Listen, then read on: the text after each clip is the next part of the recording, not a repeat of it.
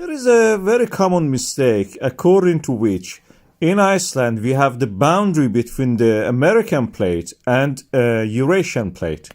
This is wrong. And why? Because we have another plate, a less known plate between these two. It's a microplate.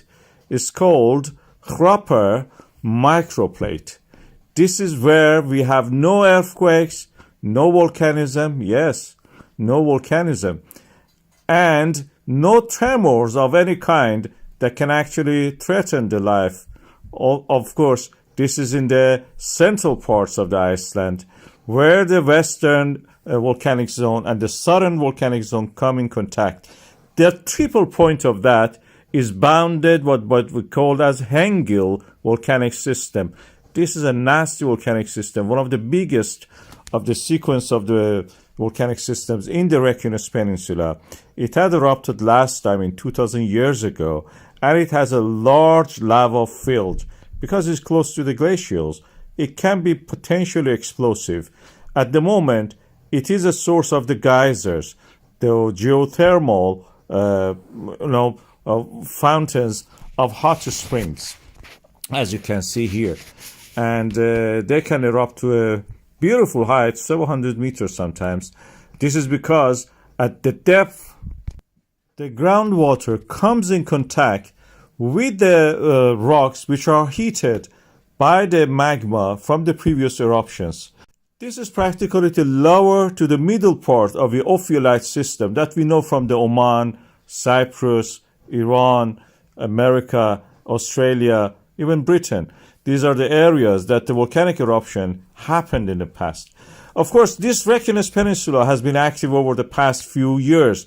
We had the Fagradalsfjall, Merardalur, Litli-Hortor, Sundunka, Hagafell, Grindavik, and again Sunduka 2 eruptions happening one after another. These volcanic systems are extending where the earth gas is extending and getting thinner and opening up a way for the magma to rise, to form actually by the melting of the top part of the mantle and rise and erupt as lava. Each volcanic system on its own transfers the movement, the thinning of the ground from one system through this process of badinage, means sausage making. These are like a sausage rolls twisted at certain points, starting from the Atlantic Ocean in the Reykjanes Ridge, and then earthquakes transferred through that ridge to the Reykjanes Peninsula and through every single volcanic system that we have there: Elfdorf, Svartsengi, Fagradalsfjall, Kristuvik, Brennisteinfjall, and the last one is Hengill one. And the Hengill after that is a triple junction for the south and the western volcanic zones. So transferring of the movements happens there. Hengill is the last in the chain. When the others have erupted, Hengill will be the last one to erupt. And when the others have the tremors and movement, Hengill will be the last one to receive the movement, to accommodate the movement. Otherwise, practically they cannot move if they don't accommodate this movement. Hengill is always the last.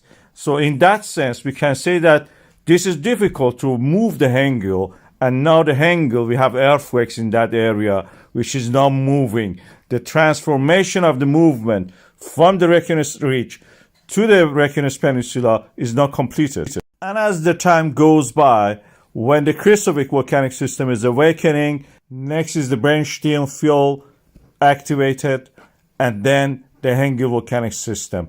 One by one, they will erupt in the future over the next decades, probably.